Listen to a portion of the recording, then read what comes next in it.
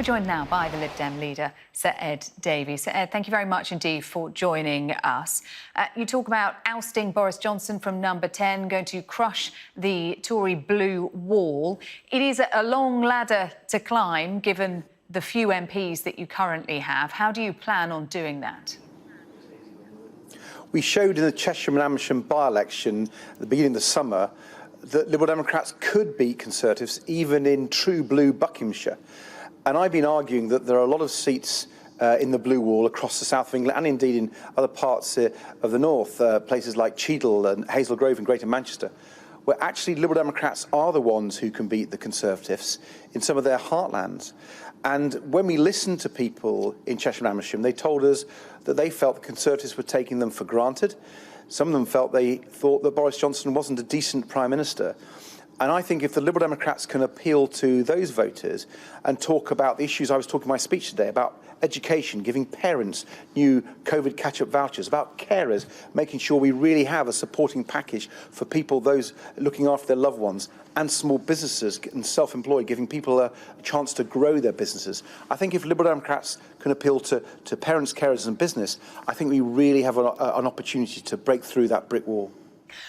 You cite the victory in the Cheshire and Amersham by-election. You threw everything at that by-election, while Labour didn't give it a huge amount of energy. How do you translate that win when it comes to a general election? Well, if you went back a month or so before the Cheshire and Amersham by-election, there were the local election results. And across these blue wall seats that I'm talking about in places like Wiltshire and Surrey, Hertfordshire, Oxfordshire, Cambridgeshire, Liberal Democrats made big gains against the Conservatives. So that sort of backs up what I'm saying. And in quite a lot of the local election results since, we've been beating the Conservatives in these areas. And we're getting the same message wherever we go in these seats. Conservative voters, traditional Conservative voters, lifelong Conservative voters, pretty fed up with Boris Johnson. They don't think he shares their values. They don't think they're listening to him. They think they're taking them for granted. And they're liking what we're saying, that we want to invest in their children's education and so on. So that's why I think there's a lot of evidence, not just the Cheshire by-election, but lots of other elections, in real elections with people casting their vote, switching from Conservatives to the Liberal Democrats. The numbers, though, polling from YouGov, voting intention tracker, remains low, stays at around 5 to 10%. The English local elections from May, you only gained one council seat. So I'm just wondering what your strategy is. Are you going big across the board, or are you going to target those individual seats? And if so, what? Are you looking at Dominic Raab's in Esher and Walton, for example? Well, there will be particular seats where we campaign particularly hard. You mentioned Esher and Walton with Dominic Raab. He's certainly in our sights. But there are many others where the Conservatives now are worried about the Liberal Democrat threat. It's very interesting. We made one of our issues in the Cheshire and Amersham by-election, when we beat them so handsomely, we made one of the issues planning reforms, because the Conservatives were proposing to give developers lots of power and take it away from local communities. They were proposing to not require developers to build affordable homes for young people, and we opposed that. We made it an issue in the Cheshire and Amersham by-election, and it looks like those planning reforms might be withdrawn by the Conservatives because they're so worried that we might repeat our success in Cheshire and Amersham. So I'm pleased the Conservatives are having to listen to the Liberal Democrats and the people of Cheshire and Amersham, and I think it shows that in these sorts of areas we have the Tories on the run. Isn't power sharing realistically the only way that you are going to be able to enact change? You say you're now resolutely anti-Tory, you're positioning yourself that way, but would you consider a coalition again? Well, as the Conservatives have been taking people for granted, I'm not going to.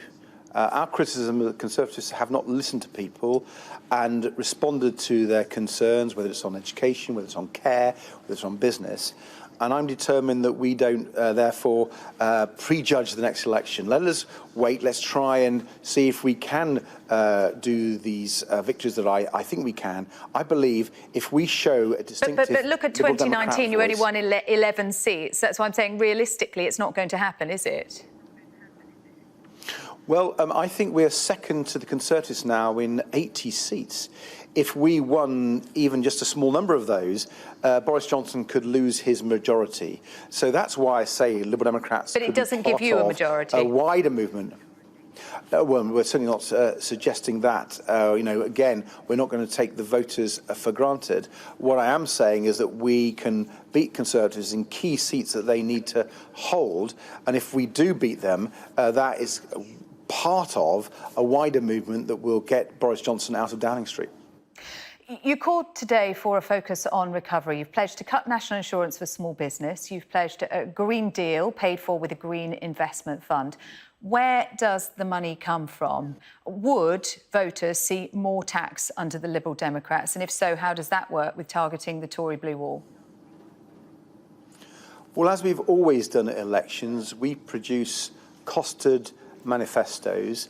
And indeed, the last election, our manifesto was seen as not just the most progressive on the environment and on social care and education, but also the most fiscally responsible. So we will be fiscally responsible. But you've got to look at the situation at the moment. Our economy is in a mess. We've had one of the worst impacts on our economy on hitting many businesses than we can ever remember. And if we're going to get out of this, if we're going to recover, we have to invest. Investment is critical. So tax rises, critical you for mean? tackling the climate change. Well, a lot of this investment, I actually think, comes from borrowing. Let me go back to education. We've taken the figures from the government's own advisor, Kevin Collins, who called for a 15 billion catch-up fund for schools and young people and children. We agree with him. And what we've seen elsewhere, that the impact of the loss of education, the loss of learning for people, which parents are rightly so worried about, is hugely costly for the economy. So if we invest in children's future, if we invest in our schools and help parents support their children better with these COVID catch-up vouchers I've been talking about, that is the way to get a real return for the taxpayer and for the country. That's the way to invest in the future, investing in our children.